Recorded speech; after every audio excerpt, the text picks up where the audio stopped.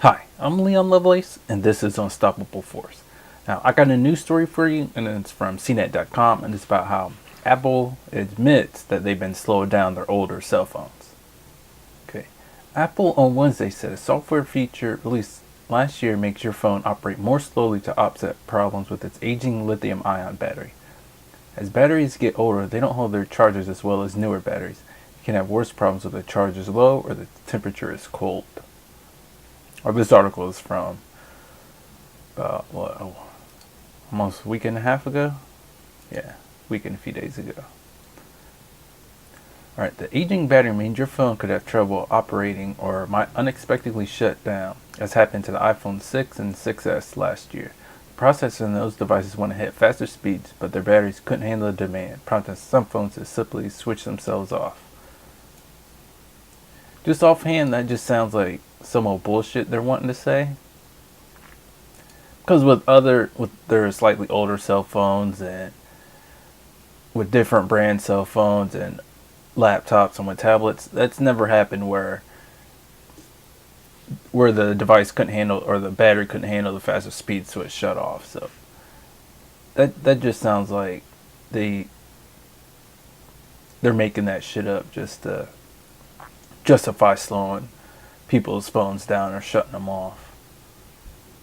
To address that, Apple's iOS software, starting with last year's iOS 10.2.1, incorporated better power management capabilities, the company says. The operating system slows down your device to prevent it from shutting down, Apple says, but only in case of cold temperature, a low battery charge, or very old batteries. So, this is problematic because this normally starts happening about a year after you buy your phone when the new model comes out. It's not, and this doesn't happen, 8 months in whenever you had your phone, or maybe 4 months in when it's still pretty new for you. But when it's about that year and Apple releases their new phone, that's when they start slowing your shit down. Now, for me, I always buy the older smartphones that are unlocked and refurbished. So, in theory, I'm trying to get around this problem, but still, for quite a few years, it still seemed like about every year it start to fuck up. So, I think it's really just not just how they engineer the product, but the software they put in it. Because this hasn't just been with Apple. Because personally, I've experienced this with older Android phones, and I mean the really old stuff from like 4 or 5 years ago.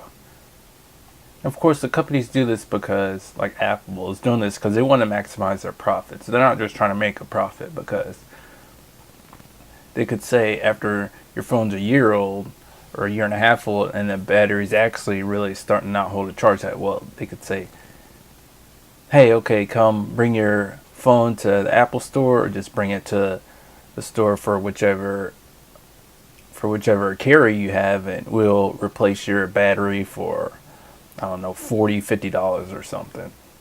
Battery plus the cost for having that person change it out. Something like that. It doesn't have to be that much more than the battery cost, which would be, probably $20 to $30 for each one. But they don't do that because that doesn't maximize their profits. And here's where capitalism doesn't work for the people. Because instead of just selling the people a good product and just letting it be like that, they got to try to make sure that they're driving you back into their store to buy their next new product, or they're trying to make sure that you can't fix that iPhone and replace that battery when it's getting a little bit older and it can't really hold a charge. Because that's what's happening with my iPhone 5C. I don't use it now because I'm on a old Samsung Galaxy S5. I refurbished that one.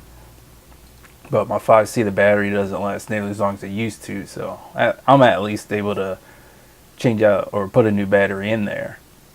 Because I was actually able to buy the tools. Because that's also what Apple's been trying to do, is trying to make it really hard for you to fix your own phone. And of course, that's because they're trying to maximize their profits. They don't want you to fix your own phone. They want you to take it to the Apple store so they could charge you, I don't know, probably $50 at least to fix your phone, maybe $100 depending on what's wrong with it.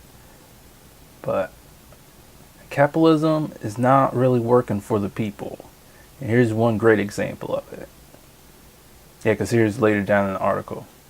iPhone users have long complained that their devices seem to slow down when new models are released.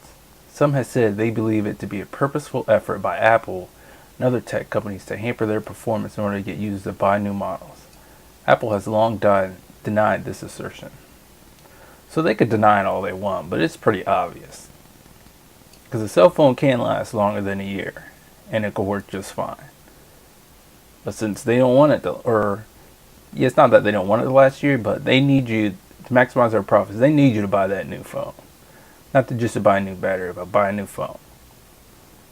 So they got to do whatever they can, especially something easy that they can do to drive you back into buying their new products. So even this article is also talking about how they need to be more transparent with how they're going to slow your device when it gets older.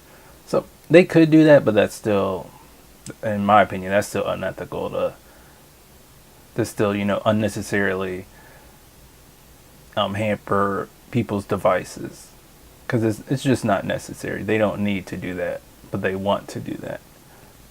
But Jimmy Dore, he did a video on this too. He must have got a different article. Well, no. Oh yeah, I was just mistaken. Yeah, because this article says Apple charges $79 to replace the battery of an iPhone. It's no longer covered by warranty, and that's a lot of money. So of course that's fucking price gouging.